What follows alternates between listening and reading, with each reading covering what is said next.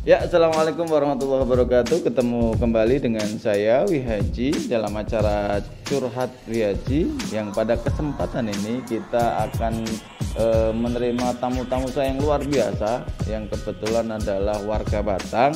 Yang satu bekerja di Tangerang Selatan, yang kedua beliau mahasiswa yang sekarang ada di Belanda, yang ketiga ART, asisten rumah tangga, yang kebetulan di Singapura. Kenapa pada kesempatan ini tamu saya ini dari berbagai kota dan negara? Karena memang temanya adalah mudik versus COVID-19. Oke, kita mulai ya. Saya buka dulu karena kita biar kelihatan maskernya, saya buka dulu. Mohon maaf.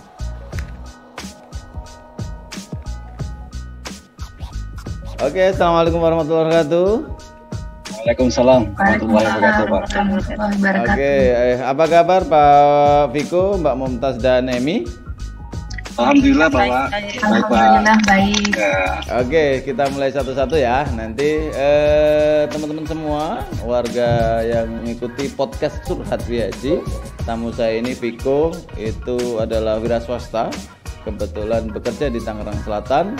Kemudian Mbak Mumtaz, nah ini luar biasa, si cantik yang ada di Belanda ya Mbak Mumtaz ya.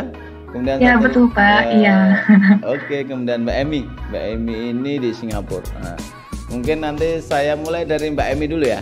Nah, Mbak Emi, ini kan COVID-19 masih. Kemudian Mbak Emi itu sebenarnya, mohon maaf, aslinya mana? Batangnya? Sebenarnya saya aslinya itu Parakan Temanggung Pak. Cuman suami saya itu Banyu Putih. Oh, Banyu Putih, oke. Ya, Jatirejo Luwung. KTP-nya di KTP ini? Jatirejo Luwung. Oh iya, berarti Mbak KTP-nya sudah Banyu Putih. Oke, Mbak Emi, saya mau melihat dulu, cerita dulu. Sebenarnya COVID ini di Singapura kayak apa sih?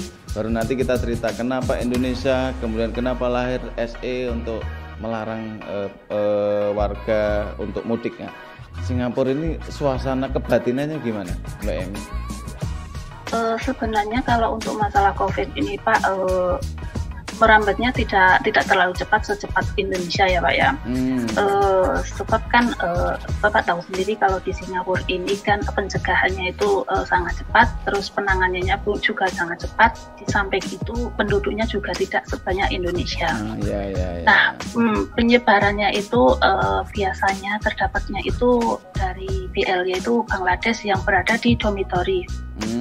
Terus kalau misalnya yang baru-baru ini itu biasanya TKW yang baru masuk. Itu kalau tidak salah baru-baru ini 50 anak yang positif. Oke. Yang anak baru-baru ini. Mbak Emi keluar ruangan atau keluar rumah setiap hari? Ya, setiap harinya tadi saya tidak terlalu keluar ya Pak ya, cuman paling di luar rumah lah. Cuman kalau hari Minggu memang saya ada libur lah, libur. Jalan-jalan? Tidak, saya ada kegiatan di Singapura. Oh, apa saya itu? ambil kelas. Saya ambil kelas makeup di salah satu studi makeup. Oh ya, good. Terus gimana protokol kesehatan? Kalau istilah Indonesia kan protokol kesehatan. Di Singapura gimana? Kalau protokol kesehatan di Singapura itu waktu baru pertama kali Bapak tahu sendiri mungkin lockdown ya kan? Ya betul. Ya betul, lockdown. Nah selepas itu untuk fase pertama kita boleh keluar, cuman masih dibatasi dalam jarak, misalnya duduk juga tidak boleh, harus dalam jangka waktu 1 meter, jarak 1 meter 5 jam. Nah terus untuk fase kedua kita boleh kumpul dari 5 orang ya kan, boleh berkumpul selama 5 orang juga, tapi tidak boleh intinya share makanan atau apa, ini memang tak boleh. Dan yang ketiganya sekarang ini fase ketiga ini 8 orang boleh kita berkumpul. Oh, pertanyaannya Mbak Emi, ada nggak yang melanggar? Kemudian gimana yang penegakannya? Pendisiplinannya gimana? Macam mana Pak? Kan ada yang melanggar juga. Pendisiplinannya gimana di sana itu? Oh, kalau yang ada yang melanggar, misalkan sudah ditentukan protokol, tapi ada yang melanggar macam itu hari itu dikenakan denda, Pak. Kalau misal kita Indonesia denda lah. Berapa? Ini macam. Berapa? Sekitar 1.000 ini macam. 1.000 Singapura? Iya, 1.000. Tergantung dia itu melanggar apanya, ini macam. 1.000 Singapura lumayan, 10 juta. 10 juta, iya betul. Mahal itu, iya. Oke. Tahan dulu, sekarang tahan dulu ya Mbak Emi ya. Nah, sekarang saya pindah yang jauh-jauh dulu ya, Viko ya. Ngapunten ya. Siapa, Pak? Nah, yang jauh dulu. Sambut. Mbak Mumtaz. Oke, Mumtaz Santoso. Ya, Mumtaz, saya tanya Yes. seperti Mbak Emi. Batang juga ya, Mbak Mumtaz, Batang? ya Batang juga. Batangnya mana? Kali Pucang Kulon. Kali Pucang Kulon. Sudah Ya. berapa lama di Belanda, Mbak Mumtaz? Saya sebenarnya lahir di sini, cuman orang tua sama nenek-nenek masih di Kali Pucang Kulon. Orang tua sama nenek-nenek masih? Ya.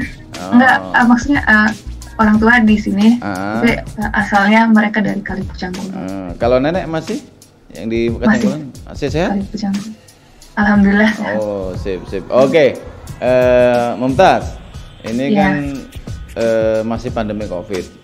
Sementara di Indonesia lagi ada larangan mudik. Ini musim, ini setelah puasa, kemudian menjelang Lebaran itu pasti pada mudik lah. Sementara kita dilarang.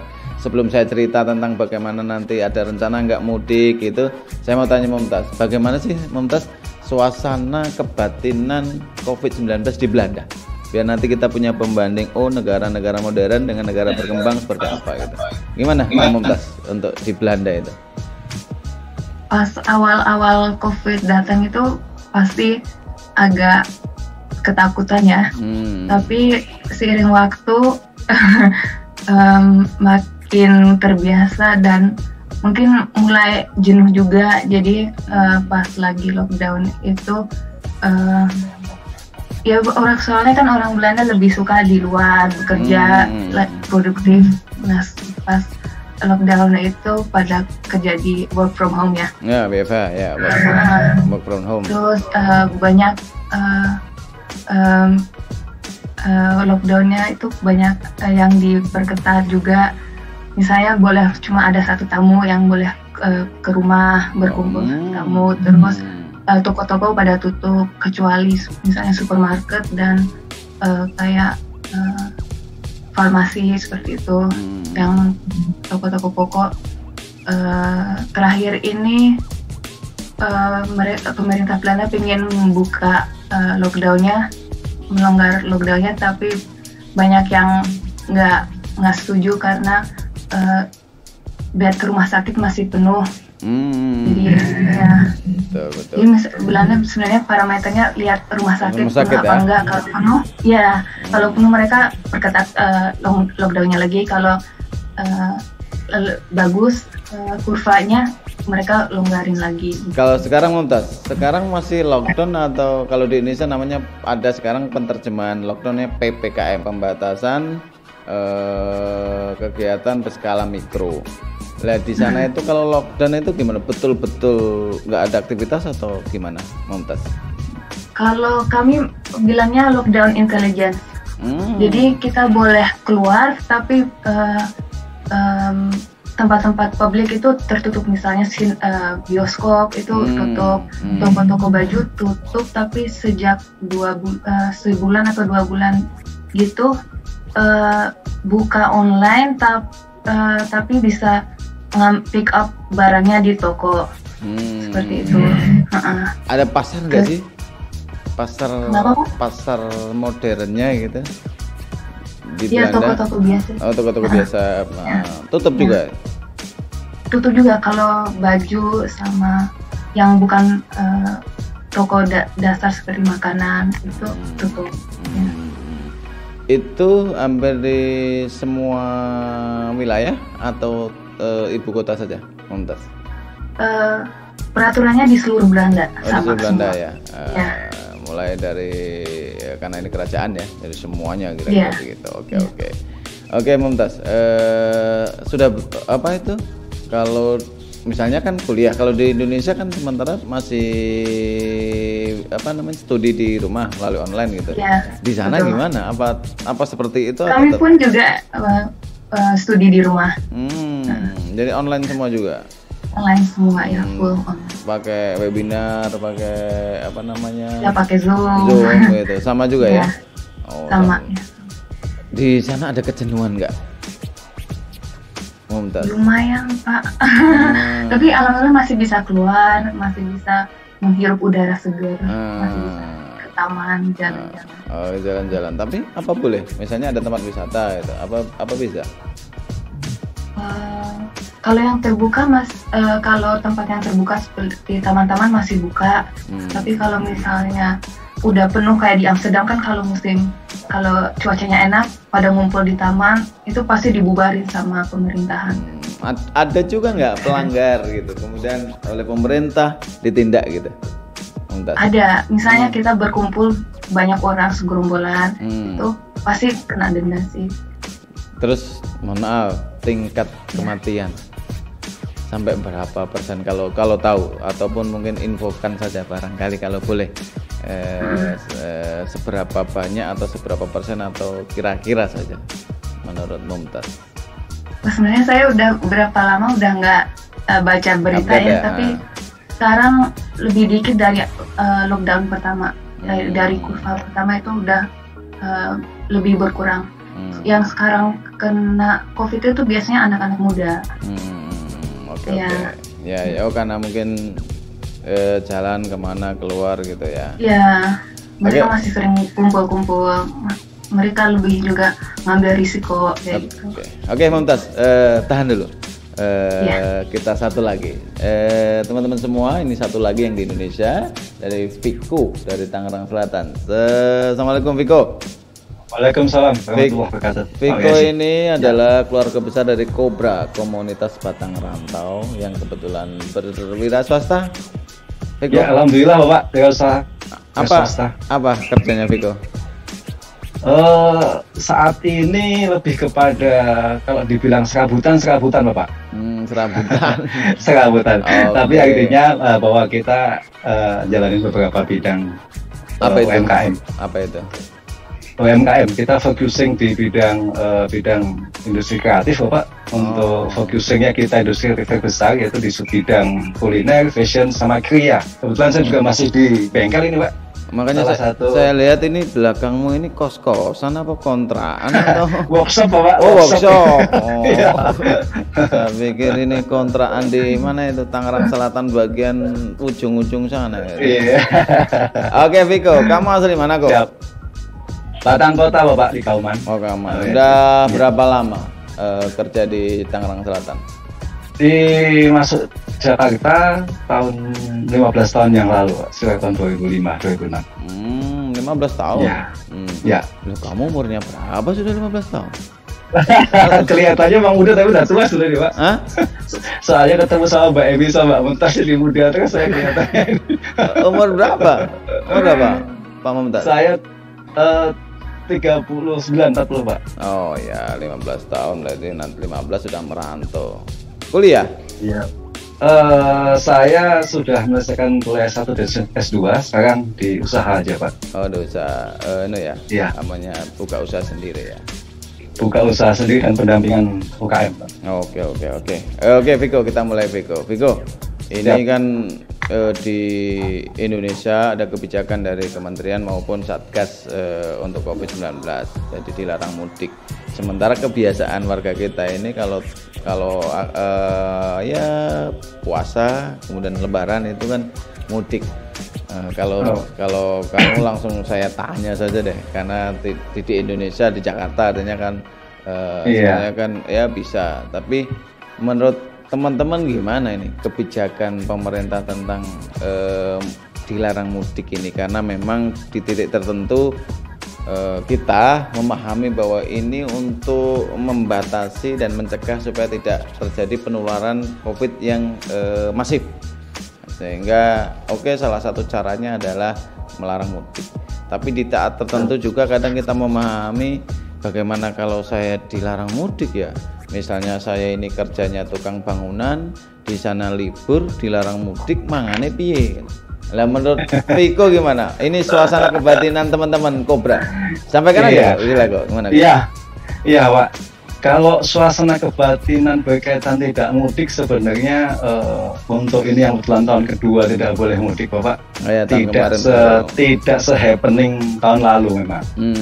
Cuman pada prakteknya ketika kita bicara suasana kebatinan, akhirnya isu tidak mudik ini apalagi diikuti dengan adanya pembatasan perjalanan dan aktivitas kalau tidak salah Pak ya. Akhirnya bicaranya pada isu ekonomi. Karena kebetulan teman-teman perantauan di Jakarta itu hampir sebagian besar berada di sektor informal yang secara kelas sosial berada menengah di bawah. Artinya memang economical factor dia berdasarkan harian Bapak. Kerja sekarang untuk makan besok dan lusa gitu. Jadi pilihannya adalah ketika tidak boleh mudik, mungkin kita sudah bisa muat-muat ke hati. Tapi ya itu Bapak, kabeh kembali lagi kepada perut. Piye kita madang opo sesuk wong kabeh di mandeke gitu. Intinya suasana kebatinan gitu. Kalau suasana kebatinan secara personal, karena kita cenderung di masyarakat menengah ke bawah, biasanya ada gap dengan masyarakat yang lebih educate. Ketika kita itu mungkin terlihat dalam tanda petik nggak steril di bocah-bocah gitu. Itu suasana kebatinan yang cukup. Oke, pertanyaannya kan ada komunitas nih namanya Kobra, komunitas Batang Rantau. Rasan-rasane piye mereka? Iki piye iki? Kan dilarang tanggal 22. Iki nek awake dhewe sak durunge tanggal 22 mulih kok ngono. Ada enggak seperti itu? Kan dilarangnya atau ini dilarang mudik, kita kan tidak mudik, kita kan pulang kampung. Beda mudik dengan pulang kampung. Nah, gimana gitu? Iya Pak, ya pasti pada kenyataannya sekarang memang ada beberapa teman kita yang sudah memiliki pilihan buat kembali ke rumah. Sudah ada sedikit yang sudah kembali ke rumah. Oh, ada yang sudah mudik berarti? 1, 2, 3 sudah ada Pak, meskipun tidak bisa dijadikan acuan bahwa konco-konco saya sudah pulang kampung, tidak. Hanya sedikit saja yang kebetulan memang mereka ada corona tidak ada corona, kebiasaan Ramadan itu dihabiskan di kampung. Iya, lumayan. Ya, yang kedua, ketika nanti kita bicaranya mudik atau tidak mudik, dan pun kalau memang ada yang mudik, saya hampir bisa dipastikan tidak menggunakan motivasi kultural mudik Bapak, tapi menggunakan motivasi nyatanya saya semangat nih Jakarta. Jadi piye meneh nek selain pulang kampung. Jadi sebetulnya ora kan adanya kan Viko wis suwe nang Jakarta. Coba misalnya ada nggak suasana yang oke seperti Emi ini? Emi pasti kan rindu dong. Suami saya ya Emi ya. Suami saya di Banyu Putih, anak saya di Banyu Putih, gitu kan beda. Oke. Saya loncat ke Emi sebentar, Viko ya, kantor ke Emi. Ini tadi suasana kebatinannya. Itu kelihatannya kalau Viko, Mbak Emi, itu kelihatannya ya sebenarnya sih pengen mudik, tetapi gimana lagi karena dilarang. Boleh lah walaupun agak tertekan gitu. Menurut Viko ya, saya terjemahkan aja. Menurut Mbak Emi gimana Mbak Emi? Kan ini di Singapura, kesempatan ini mau pulang sudah 3 tahun, rindu sekali dengan hati, ya kan? Suami yang di rumah, anak yang di rumah. Anak berapa Mbak Emi? 1 kelas 5 SD. Kelas 5 SD ya, berarti kan sudah 3 tahun, berarti dulu umur 3 tahun ya? Umur 8 tahun ya, sekarang 10 tahun ya? 11 ya? 11 ya, itu artinya sudah 3 tahun nggak ketemu kan rindu. Rata-rata kan sudah 3 tahun. Dulu pulangnya berapa kali atau baru sekarang ini mau pulang? Sebenarnya gini Pak, dulu saya pernah masuk Singapura, terus habis itu habis kontrak 2 tahun, ya kan. Lepas itu saya pulang 1 bulan. Dan ini kebetulan yang di sini itu adalah bos baru. Oh, big boss baru. Pas saya masuk sini kebetulan terus ada corona. Begitu. Jadi misalnya tidak ketemu sama keluarga itu baru 1 tahun. Oh, berarti 1 tahun. Kemarin pernah pulang 1 bulan. Nah, baru balik lagi. Ini untuk kontrak. Setiap kontrak biasanya 2 tahun ya? Iya, 2 tahun. Sekarang kan namanya apa ya? Lupa saya namanya. Lupa lah. Ya intinya oke 2 tahun. Kalau dulu kan TKI ya, sekarang kan tidak TKI lagi. Apa namanya? PMI ya? PMI, Pegawai Migran Indonesia. Gitu. Oke, sebenarnya tahun ini ada rencana nggak Em untuk mudik itu? Sebenarnya sih kalau rencana awal memang ada. Sebelum saya masuk ke kontrak yang baru ini, sebenarnya rencana itu memang ada, karena kebetulan memang sudah ada planning dari rumah, ada sesuatu yang harus saya buat gitu di rumah. Tapi karena kebetulan pas saya masuk sini Desember, terus ibaratnya baru itu Januari sampai April kalau tidak salah langsung ada COVID. 2019? Ya. Oh, Desember 2019 sudah masuk ya? Iya, sudah masuk. Singapura Januari? Desember. Oh, Desember. Oh, Indonesia kan Maret kan? Oke, Desember. Terus? Nah, selepas itu, terus April itu kan lockdown ya Pak ya? April itu sudah mulai lockdown di Singapura. Sampai mungkin ya hampir 1 tahun kurang lebih lah, berapa bulan ini sampai dibuka lockdownnya dalam berapa bulan ke depan nih. Nah, kalau rencana mudik itu memang saya ada rencana mudik sebelum saya masuk Singapura. Tetapi gara-gara ada corona ini, mudik saya tertunda. Oh iya. Berarti ada ya keinginan mudik. Terus rasanya pripun Mbak Emi, kan ini dilarang, kemudian memang betul-betul diawasi nih, pesawat nggak boleh, ini nggak boleh, ini dibatasi gitu.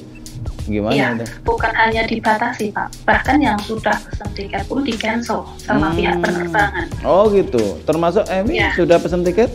Belum, kalau saya belum, tetapi kawan saya satu rumah itu sudah pernah pesen tiket untuk hari raya yang tahun lalu, dan kebetulan tidak ada penerbangan, terus di cancel sama pihak penerbangan. Terus gimana, rasanya gimana?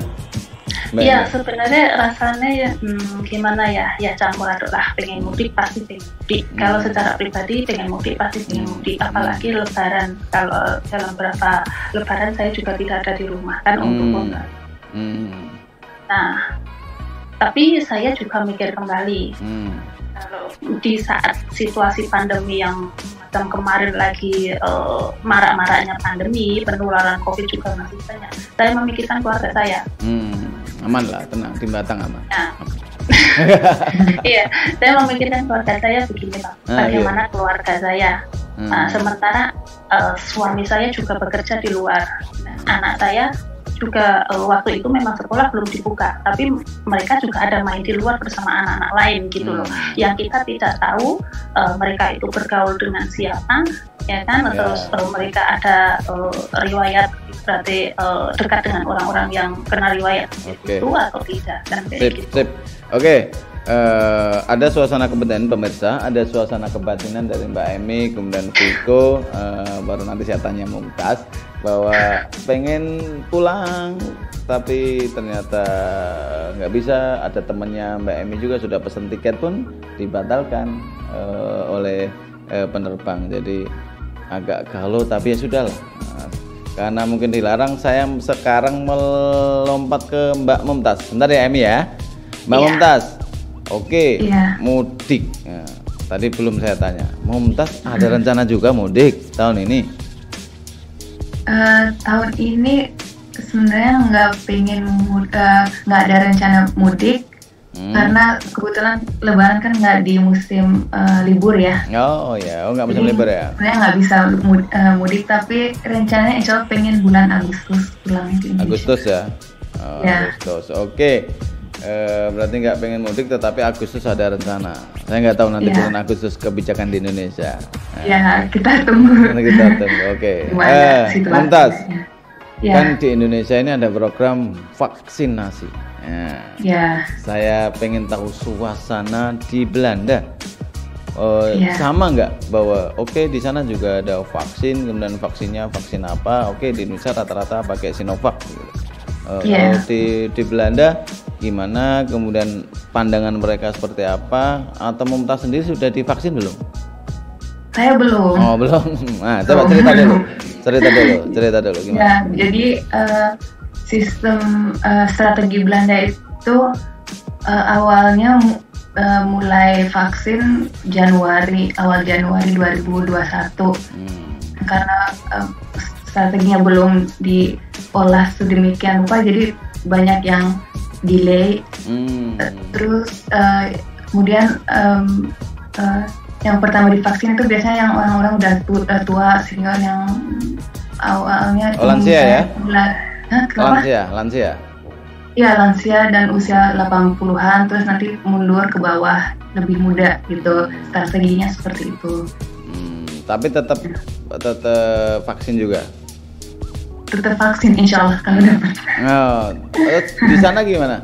Maksudnya kalau di Indonesia kebijakan kan satu, tenaga kesehatan dulu, dua, pelayan publik, baru ketiga masyarakat. Nah, kalau di Belanda gimana? Di Belanda tenaga kesehatan juga pertama, pelayanan publik kurang tahu ya, tapi selain tenaga kesehatan usia yang udah tua-tua duluan, bis itu turun yang paling muda. Oh gitu, yang senior-senior yang tua-tua gitu. Kemudian kalau pergi-pergi, kalau di Indonesia kan misalnya saya kemarin ada tamu Bapak Presiden, syaratnya adalah saya harus di swab minimal PCR dan antigen gitu. Dan ketika saya ketemu Pak Menteri, wajibnya juga begitu. Beberapa kali hidung saya ini sudah ditusuk-tusuk untuk beberapa kali karena ada meeting-meeting yang wajib syaratnya biar steril harus di antigen. Mumtaz, apakah di Belanda seperti itu? Untuk pertemuan saya kurang tahu ya, tapi semua masyarakat Belanda boleh PCR test kalau ada gejala. Oh gitu, kalau ada gejala. Nggak ada gejala ya. Mumtaz apa nggak pernah keluar sehingga syaratnya misalnya harus Mumtaz itu atau jarang pas pandemi ini? Saya keluar kok tiap hari. Tapi nggak ada syarat kan ketemu orang atau pernah meeting atau rapat syaratnya harus PCR atau? Tidak ada. Syaratnya cuma nggak boleh kalau di rumah orang nggak boleh dari satu tamu. Gitu ya. Masuk. Ya, terus kalau ketemu di kampus harus jaga jarak dan harus pakai masker. Tertib nggak sih di sana itu? Tergantung orang-orangnya Pak Haji. Gitu. Ada yang tertib. Beda kota juga beda kebiasaan orang-orang juga. Ya. Gitu kan. Kalau di Indonesia lumayan lah. Ada yang dablek, ada yang tertib. Kalau mau jujur, mereka tidak takut COVID. Tidak takut mati, takut lapar. Oke pemirsa, nanti kita sambung kembali. Tamu saya luar biasa semua, Mumtaz, Viko, dan Emi, orang-orang hebat yang berjuang di Belanda, di Singapura, dan di Tangerang Selatan. Tentu nanti akan saya tanya beberapa hal yang berkenaan dengan suasana kebatinan di saat pandemi COVID. Kita ketemu lagi sesaat lagi dengan Curhat Wihaji. Hai warga Batang, ada program baru di tahun 2021. Sebuah program yang akan menghadirkan narasumber dari berbagai profesi, kalangan, pemikiran, dan pemahaman. Kita punya program Curhat Wihaji melalui podcast. Saya kira dengan Curhat Wihaji lebih dekat dengan rakyat, dengan cara tentu kita ngobrol dari hati ke hati. Curhat Wihaji setiap Jumat hanya di YouTube Pemkab Batang dan Batang Channel. Saya tunggu di Curhat Wihaji dalam tema tertentu. Oke, kembali lagi bersama saya Wihaji dalam program podcast Curhat Wihaji. Untuk tamu-tamu saya yang terhormat, luar biasa, saya ulangi lagi, ada Mbak Mumtaz dari Batang yang tinggal di Belanda. Kemudian Mbak Emi dari Banyu Putih yang tinggal di Singapura, dan Mas Piko yang asli Kauman tinggal di Tangerang Selatan. Tentu tiga tamu ini adalah warga Batang yang berjuang luar biasa di berbagai negara maupun ada di kota atau ibu kota atau samping ibu kota Tangerang Selatan. Kita tadi sudah berbincang-bincang mengenai COVID di Belanda, kemudian COVID di Singapura, kemudian suasana mudik yang ternyata dilarang, ada rencana mudik, termasuk Mbak Emi yang akhirnya nggak bisa jadi mudik, kemudian Viko yang mungkin juga nggak jadi mudik. Kalau Mumtaz liburan lah ya. Mumtaz. Oke, saya pengen tahu ini, bisa ini pakai laptop pakai handphone? Emi dan Mumtaz, sorry. Handphone. Bisa nggak? Laptop. Oh laptop ya. Coba bisa saya lihat suasana di luar dikit, bisa nggak, Emi? Boleh nggak? Mau keluar ini Pak, mau ke depan atau belakang? Monggo, penaknya mana yang paling nyaman? Biar nanti warga ini kan dilihat seluruh Indonesia, seluruh dunia kan. Banyak loh ini penggemar dari podcast ini dari berbagai warga Batang, ada yang di Cina, ada yang di Arab, di mana-mana yang melihat ini. Biar nanti pasti nanti gantian, saya mau juga ngundang hal-hal lain. Nah, bisa lihat mana Singapura yang khususnya Mbak Emi ini di mana sih? Nah, Singapura. Habis ini pastikan suaminya Mbak Emi telepon saya nanti. Nanti tak kasih hadiah khusus buat anaknya Mbak Emi yang sekolah ya. Makasih. Oke. Baik, Nanti kalau begitu saya keluar dulu ya Pak. Oke, silakan sambil jalan. Nanti saya juga minta Mbak Momtaz, laptopnya bisa dibawa nggak Momtaz ya?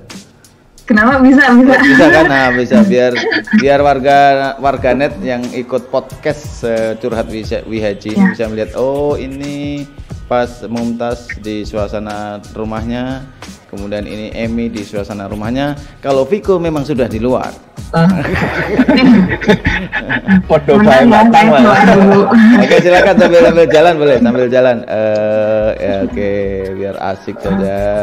Nah, biar sambil lihat ini. Dan di situ itu adalah pondok. Terlihat atau tidak? Lihat Emi. Nah. Oh, lihat Emi. Ya. Oke, bagus sekali juga. Di jalan ya, di perumahan.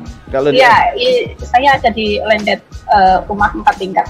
Oh, 4 tingkat ya, 4 tingkat. Iya, ini di depan rumah ini pas jalan besar. Oh, jalan besar. Oh, di perumahan besar gitu ya. Oke, Ya. bagus. Coba diputar dikit, Emi. Oh gitu, sip. Sampai putar rumahnya. Oke. Ya, di gerbang semacam rumah bungalow gitu. Oh, bungalow gitu ya. Tapi ada office tuh depannya tuh ya. Ada building gitu. Tinggi itu atau office. Ini tapi ini macam kondo. Oh, kondo. Oke, paham. Sip kondo tel gitu ya. Sip bagus. Momtaz. Pak tahu? Sip bagus. Udah lihat. Momtaz. Nah, kondo rumah ya, kalau macam semacam apartemen. Oh, apartemen ya. Ya semacam itu. Kondo. Bagus. Momtaz, ini di belakang atau di depan Momtaz? Di depan Pak. Di depan. Oh, Ya. ini ada jalan sepeda. Oh, musim semi sih ya. Daunnya Ya, musim juga ini. Depannya Itu ini ada kali, sungai. kali kayaknya. Oh, Kalau kali. sungai kan alami ya. Kalau kali itu. Oh, beda ya. Iya, Kayak kalau di Batang namanya apa Ki? Batang apa? Sungai apa? Sambong. Sungai Sambong lu enggak Momtaz, Sambong. Oh, di apa ya? Kalau di Indonesia kan perumahan. Atau di apa gitu Momtaz? Ya, ini sebenarnya perumahan kompleks gitu, tapi ada apartemen juga. Oh, apartemen. Ini Belandanya di mana Momtaz? Ya, di Delft. Di kota? Jadi sekitar 40 menit dari Amsterdam. 40 menit dari Ya. Amsterdam. Dari Amsterdam. Ya.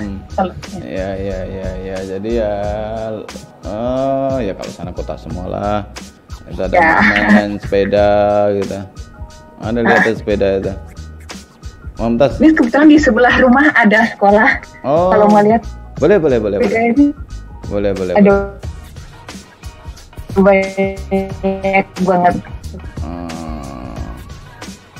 Ya, musim semi. Parkiran sepeda. Kalau di Indonesia parkiran. Oh gitu ya. Musim semi agak ini ya. Daun-daunnya setengah kering gitu ya. Ya belum tumbuh semua. Masih habis- banyak yang botak. Habis musim dingin ya? Ya habis musim dingin. Habis musim dingin ya. Ya. Itu. Oh ya lumayan good. Yes. Kalau keluar kemana Momtaz? Paling ke sekitar rumah, terus ke kota, sentrum, jalan atau naik sepeda. Oh sepeda, bisa naik sepeda? Bisa dong. Saya pikir kan kadang-kadang kan senangnya apa itu jalan kaki kan. Kalau di negara-negara itu kan jalan kaki penting. Kalau di Indonesia jalan kaki kadang gengsi. Oke. Di sini enak. Nyaman ya. Oke, Mumtaz Ya, Emi. alhamdulillah. Ya, saya balik ya. Oke, balik kita ngobrol lagi. Kalau Ya. sambil Nata, Viko dilihatin juga. Nanti kita, Pak Wihaji nggak adil. Nih, coba liatin sebelahnya. Aduh, Pak, sama gini aja, Pak, ini nggak ada apa-apanya. Itu workshop untuk catering itu kelihatannya. Bukan, Pak, ini workshop bengkel las yang memang dijalankan sama anak-anak perantauan Batang, Pak. Oh, teman-teman Batang semua. Iya, di situ teman-teman Batang semua. Jadi sebentar, Pak. Nah, di sini termasuk ini, Pak, lagi bikin gerobak yang nantinya juga yang jualan anak-anak Batang, Pak, yang pada korban PHK, Pak. Ya. Lagi bikin gerobak-gerobaknya ini untuk teman-teman nanti dari Batang yang kemungkinan besar kan kehilangan pekerjaan setelah Lebaran. Harapannya mereka nanti pulang ke sini ya ada yang buat nyambung dikit-dikit lah, Pak. Tangselnya mana ini? Saya di Bintaro, Pak. Bintaronya mana? Sektor 9, Pak. Oh, 9. Ya. Iya, Bintaro Jaya sektor 9. Nah, mantap. Sip. Tapi anulah mempekerjakan. Nah, oke. Pemirsa semua, kita sudah melihat suasana kebatinan, kemudian suasana lingkungan. Mbak Emi sudah menunjukkan ternyata di rumahnya lumayan ada kayak bungalow, kayak kondotel, kayak apartemen di sekitarnya. Kemudian Mbak Mumtaz, terima kasih juga tadi sudah melihatkan beberapa suasana lingkungan. Ada ternyata dekat sekolahan, kemudian tadi ada naik sepeda, kemudian karena musim semi jadi daunnya lagi malu-malu, belum tumbuh semuanya.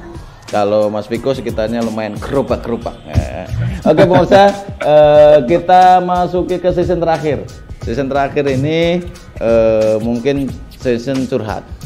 Jadi gantian, apa yang kira-kira ditanyakan kepada saya selaku Bupati, ataupun harapan terhadap warga Batang, atau harapan panjenengan yang dirantau terhadap Bupati, atau apa saja bebas untuk menanyakan dan berharap kepada saya selaku kepala daerah yang bertanggung jawab terhadap pelayanan khususnya warga Batang dimanapun berada.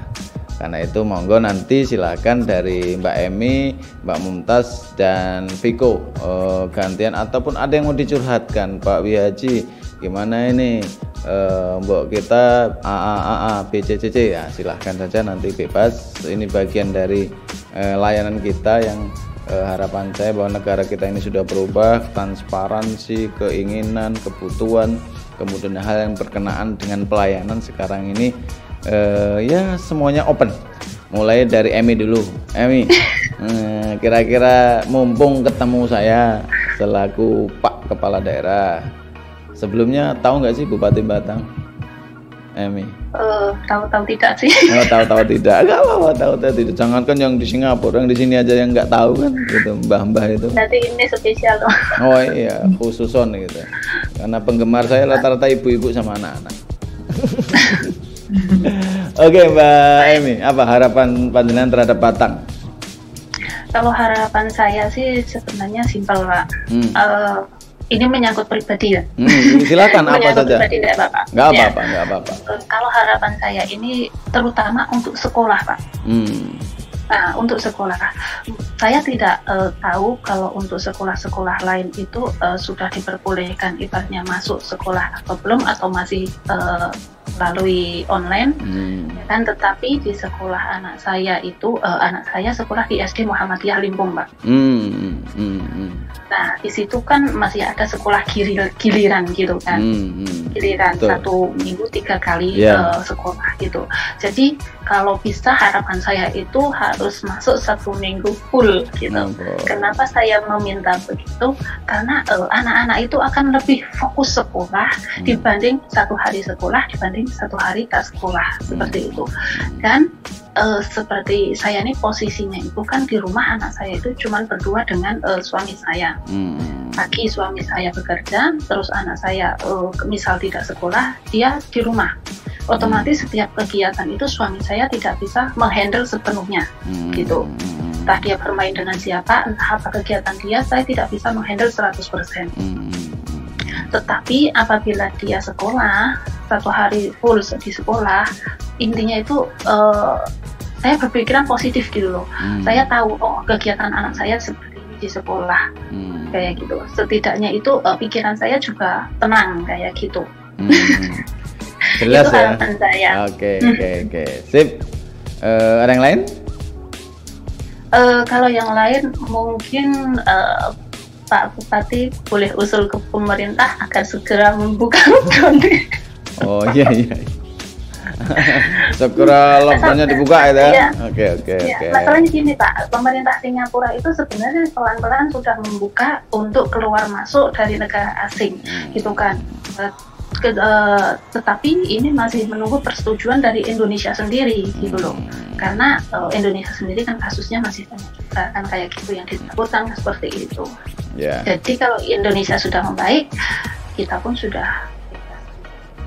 Salahnya kita para TKW di Singapura, misalnya terus-terusan lockdown kayak gini, kita mau pulang susah, mau cuti pun kalau kita balik ke sini belum tentu diterima, meskipun karantina kita bayar sendiri.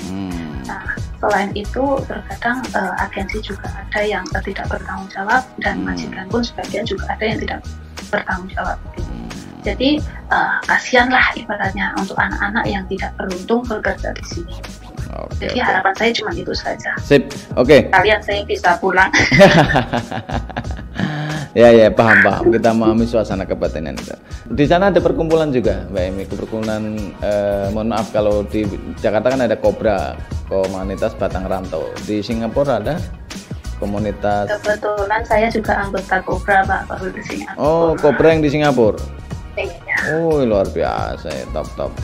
Mau saya kirim apa kira-kira ini? Kirim doa aja.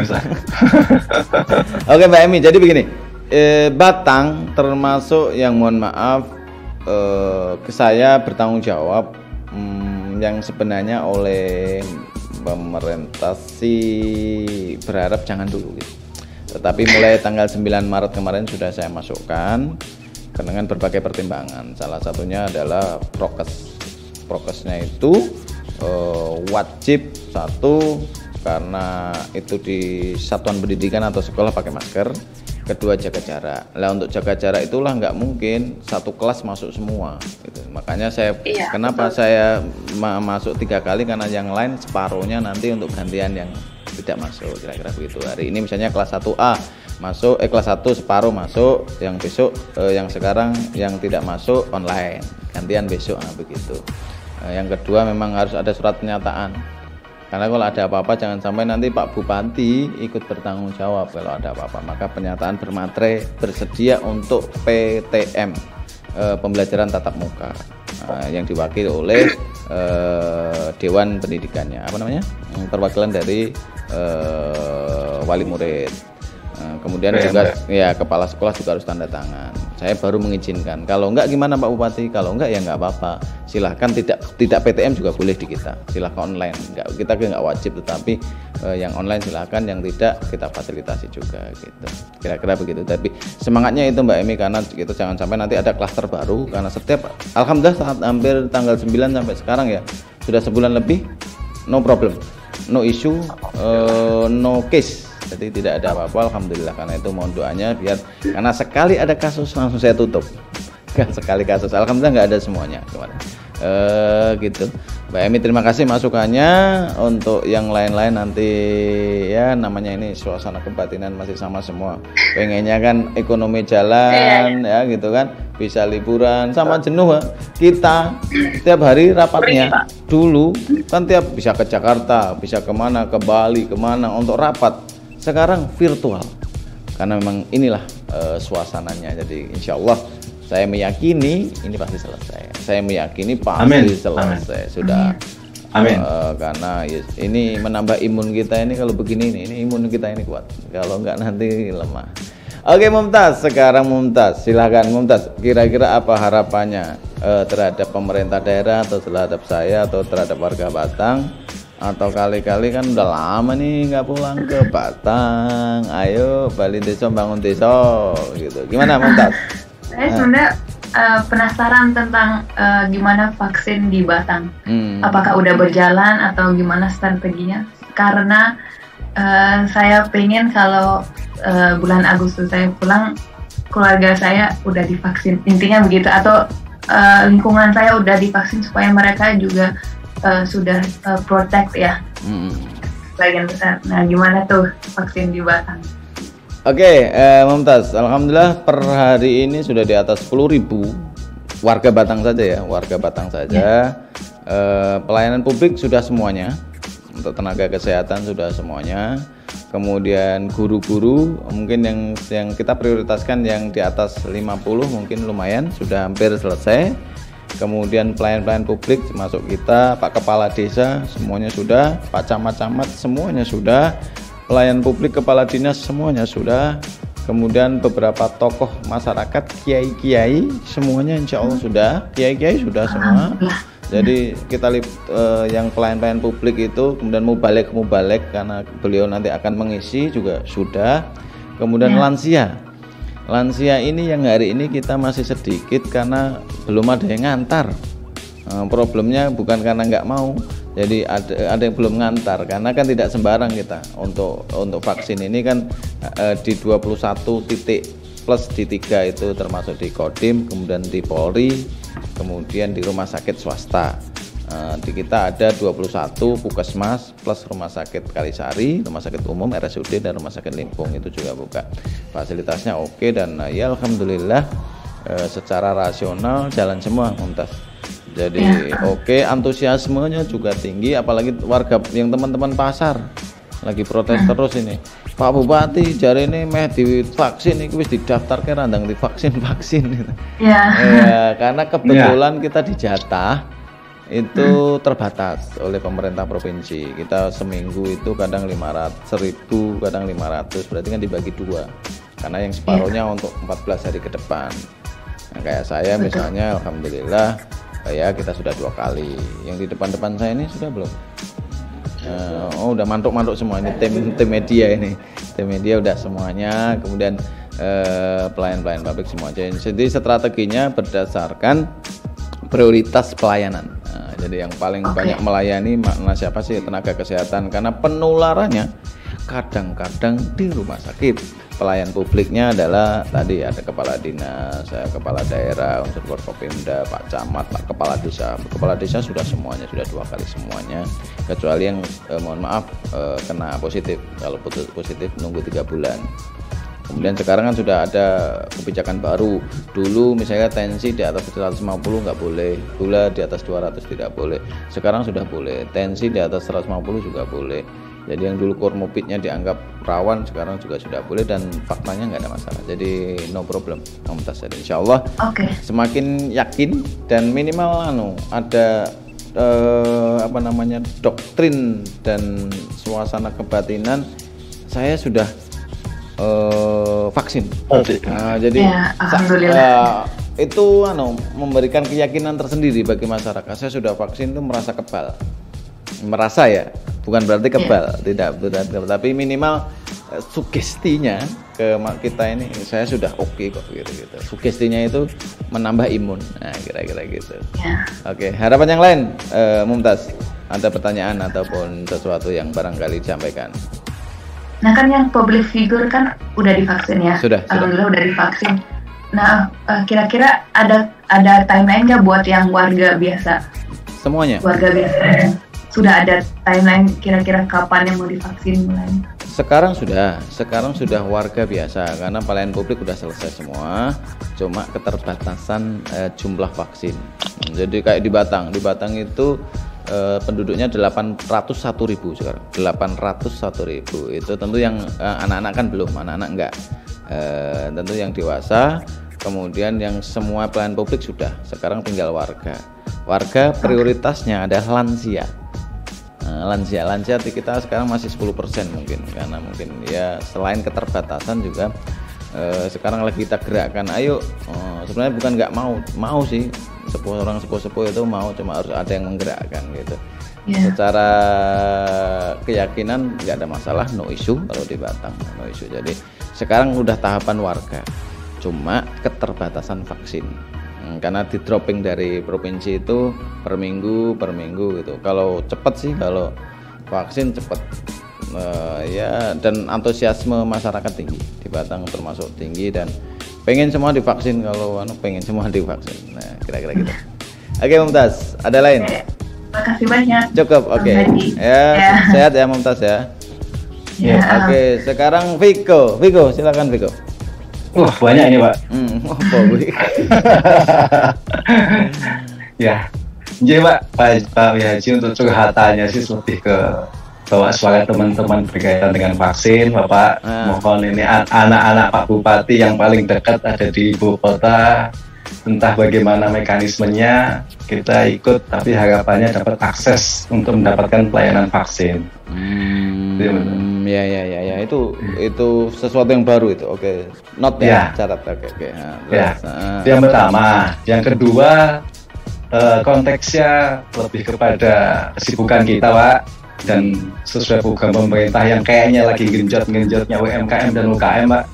Kita itu seperti anak hilang di tengah alas Pak. KTP ini Batang, tapi usahanya di luar Batang. Artinya akses kepada program-program pemerintah setempat kan kita nggak bisa. Sementara di Batang sendiri programnya juga untuk saudara-saudara kita yang beraktivitas di sektor informal di Kabupaten Batang.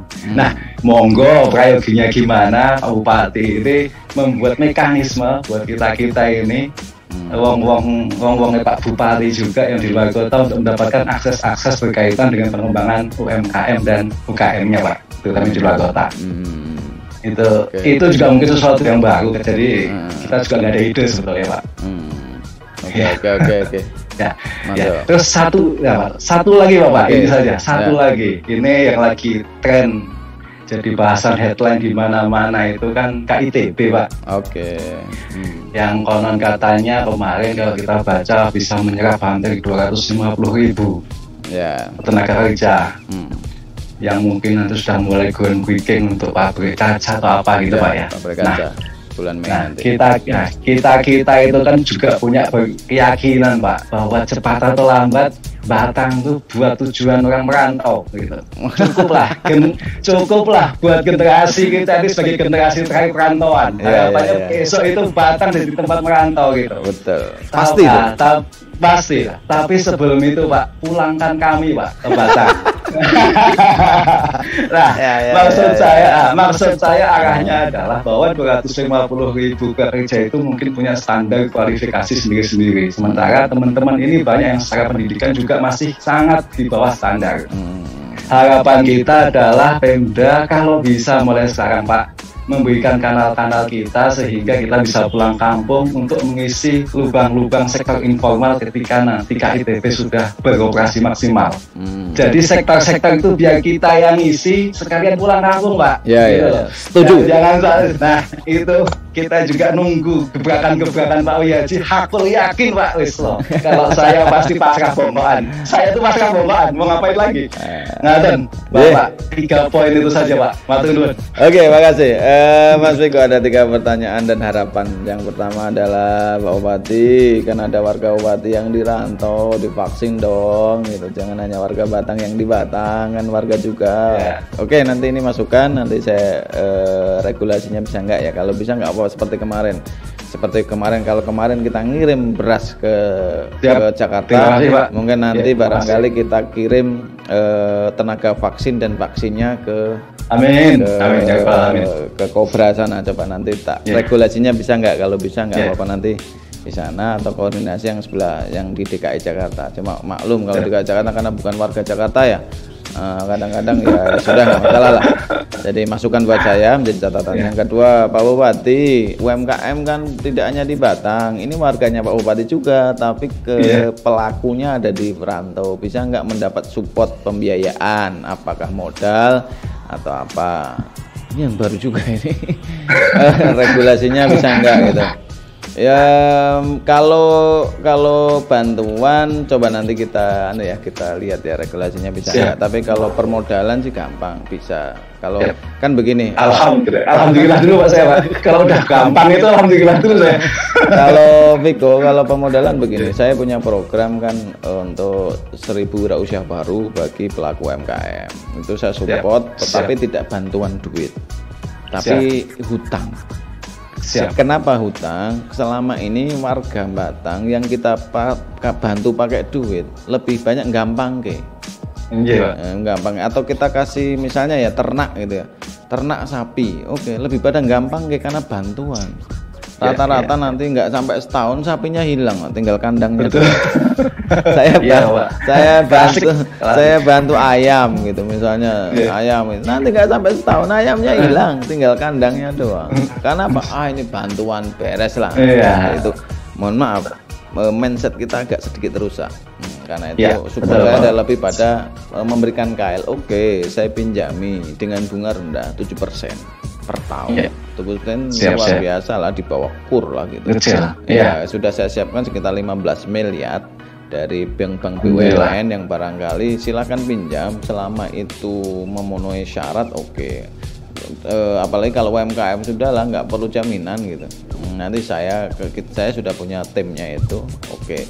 Termasuk nanti yang barangkali menjadi catatan tadi yang luar itu, Pak, saya pelaku orang luar bisa enggak gitu. Walaupun ada juga bantuan dari Pemda, ada yang sifatnya bantuan tetapi memang enggak banyak. Nah, kita punya program 1000 wirausaha bayi itu ada juga bantuan tetapi enggak banyak. Misalnya yang mohon maaf modal-modal kecil gitu 5 juta gitu, ada juga program itu dengan syarat-syarat tertentu gitu. Jadi insya Allah nanti bisa koordinasi, kan memang fungsinya ini kan koordinasi, fungsi apa itu, ada komunitas-komunitas saya kira itu. Kemudian yang ketiga KIT. Nah, KIT nanti saya mau bicara banyak, termasuk Mumtaz ya. Kita juga banyak dari Belanda, Mumtaz, investor kita. Betul, saya kemarin baca. Oke, Viko, jadi alhamdulillah berkat tolong Gusti Allah, bulan Juni Bapak Presiden rawuh ke Batang untuk meresmikan salah satu kawasan industri dan dimasukkan dalam PSN berdasarkan Perpres bahwa di Batang salah satunya adalah kawasan industri terpadu Batang yang masuk dalam PSN. Apa itu PSN? Proyek Strategis Nasional pada 30 Juni 2020. Yang kebetulan isunya adalah bisa kompetitif karena apa? Selama ini yang bikin, mohon maaf, investor itu agak ogah-ogahan di Indonesia karena harga tanahnya terlalu tinggi sehingga tidak kompetitif. Orang memilih ke Vietnam, ke Thailand gitu. Itulah perintah Pak Presiden. Akhirnya ada ketemu di Batang, ada tanah luar biasa milik negara, milik PT PN 9. Jadi secara tidak langsung negara hadir, harganya murah, kemudian negara juga membantu infrastruktur.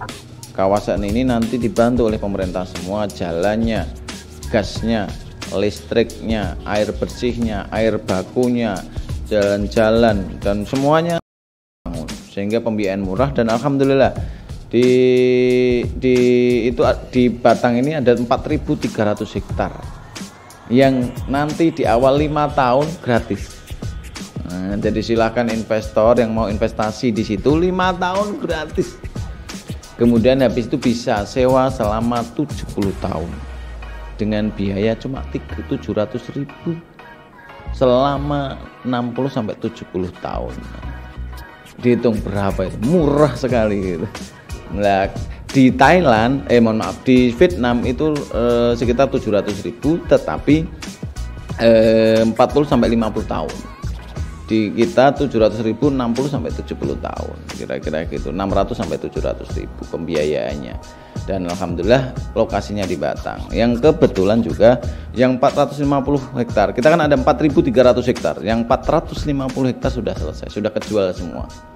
Salah satunya adalah KCC, pabrik kaca Korea, itu terbesar se-Asia Tenggara. Kemudian LG Chem, itu pabrik baterai Korea juga. Nanti juga ini agak lumayan besar. Kemudian Wafin itu pipa. Iya, pipa. Iya, betul. Pipa ini lupa saya, Eropa banyak, Eropa. Nanti saya Belanda kalau nggak salah. Maksud saya itu. Ya. Itu Belanda Mumtaz, ya, saya kira gitu ya, Belanda. Jadi Wafin itu Belanda. Oke juga. Kemudian ada tekstil banyak, tekstil. Furniture dari China juga butuh 200 hektar. Kemudian Jepang juga 200 hektar. Tadi banyak. Pertanyaannya adalah jangan sampai banyak industri di Batang kita jadi penonton, maka harus bekerja di situ. Karena itu saya minta mulai hari ini, ayo warga Batang siap-siap, SDM-nya disiapkan, sekolah minimal SMA deh, minimal SMA gitu. Karena apa, kemarin misalnya Aparel Indonesia, Pudong Mbak Mumtaz, Pudong, Mbak Emi dan Mbak Viko, Pudong itu Korea Selatan, mohon maaf Korea Selatan, pabrik di sini, salah satunya produk t-shirt untuk Nike dan Adidas seluruh dunia, kira-kira gitu, itu di Batang. Ya butuh 1.200 saja agak susah, tenaga kerjanya harus nyari-nyari karena mungkin perlu dilatih dulu. Intinya adalah harus ada kesiapan SDM, maka harus sekolah. Yang kedua, saya kira selain menyiapkan SDM juga kita sudah punya program namanya Batang Karir. Batang Karir itu adalah program aplikasi kerjasama antara pemerintah daerah dengan korporat atau perusahaan-perusahaan.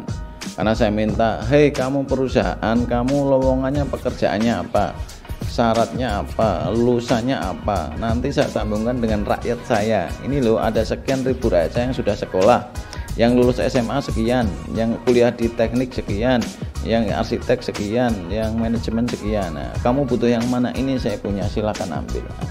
Sekarang sudah terjadi integrasi, kita punya program Batang Karir. Ya kemarin 1.200 itu salah satunya dari program Batang Karir. Nanti bisa dicek Batang Karir itu, bisa dicek di googling aja Batang Karir, itu ada. Nah tentu ini harapannya adalah memberikan sesuatu yang baru buat masyarakat Batang. Jadi biar Handar Beni lah bangga. Dulu kan mohon maaf ya, kita ini tidak bangga sama Batang. Nah, gitu. Ditanya aslinya mana, nggak nyebut Batang, pasti sebelahnya yang disebut. Aslinya mana? Iya kan? Mumtaz kan? Nah, sama. Kalau ketemu mana aslinya pasti sebelah yang disebut, tidak. Batang itu nggak, pasti sebelahnya dulu baru sebelahnya mana? Batang. Batangnya mana? Banyu Putih. Banyu Putihnya mana? Kali balik. Atau Batangnya mana? Kauman. Batangnya mana? Kali Pucang Kulon. Nah, gitu. Karena itu insya Allah dengan kawasan industri terpadu Batang itu 10 tahun ke depan akan kelihatan. Nanti jadi kota baru. Oh ya, kalau mana? Mumtaz tinggal di mana? Di Belandanya. Ya, Belandanya mana? Di Delft. Delft. Iya. Nah, nanti Delft kalah dengan Gringsing. Nah, Gringsing itu lebih bagus. Nanti di sana ada perguruan tinggi, ada simpang susun, ada rusun, ada rumah sakit, semuanya lengkap nih. Jadi sister city. Jadi kota baru. Semuanya ada di sana dan tahun ini mulai dibangun. Termasuk rumah karyawan dibangun 10 tower, 5 lantai. Kemudian pinggirnya laut, Mumtaz. Bagus, Mbak Eni. Pinggirnya laut langsung. Viko, pinggir itu laut. Nah, kemarin Pak Presiden bisa dicek itu, pinggirnya laut langsung. Jadi sangat menarik lah. Tentu harapan kita inilah yang bisa saya lakukan. Regulasi buat kebijakan dan buat inspirasi bahwa ini potensinya luar biasa. Nah, apalagi kalau Mumtaz pulang kampung juga lebih bagus. Takut saya dapat jodoh orang sana, repot ini nggak pulang-pulang kan? Batang kehilangan aset. Gitu, Emi nanti bisa pulang gitu. Ya, indah kok Batang ini, luar biasa. Apalagi tempat kalau yang nggak lama pulang nanti di googling ya, Pagilaran gitu. Atau Forest Cafe atau jalan tol di atas awan. Kita punya tol di atas awan sekarang indah betul. Saya coba dengan Palu Gada lah, apa lu mau gua ada. Karena saya bikin slogan baru, siapapun yang datang ke Batang, tombo teko, loro lungo, rezeki lancar, utang lunas. Kira-kira begitu. Nanti kita lanjutkan lagi ya, kapan-kapan kita komunikasi. Nanti saya minta handphonenya biar komunikasi. Saya ulangi lagi teman-teman semuanya, saya pengennya ngobrol banyak tetapi waktu yang harus membatasi kita. Saya kira itu. Thank you ya Mumtaz, thank you Emi ya, thank you Viko. Sukses selalu, salam buat keluarga, jaga kesehatan.